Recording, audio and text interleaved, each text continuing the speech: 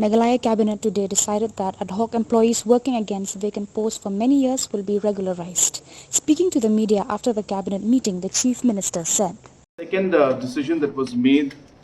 in the Cabinet today was regarding the regularization of employees who had been working in sanctioned posts but were appointed on an ad hoc basis. As you're aware that earlier the Supreme Court had come out with this ruling, and based on that ruling, a large number of ad hoc employees and a one-time provision was given where employees without the district selection, without MPSC, or without any proper procedure or advertisement or following the different reservation policy, the departments had appointed individuals on an ad hoc basis against sanctioned posts. A large number of those people were earlier regularized as a one-time affair, but a few people were missed out. And based on the court ruling and based also on the case that has been filed by those employees who were missed out, another list of 3,635 such employees have today the decision has been made that the process to regularize them will be done, and basically based on that the procedure will start, and they will be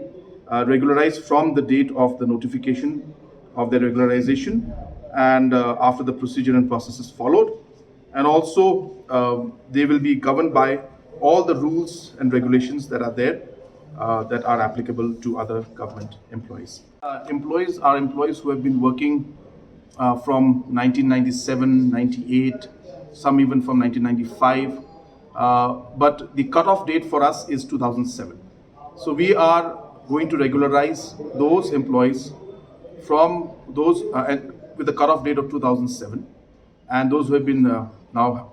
technically they've been working 15 years, if you see from 2007 to 2022,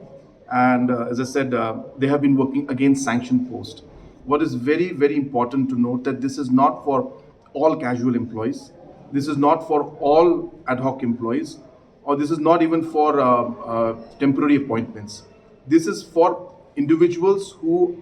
are working against sanctioned posts, who are already enjoying the pay scale that a normal employee, a regular employee gets,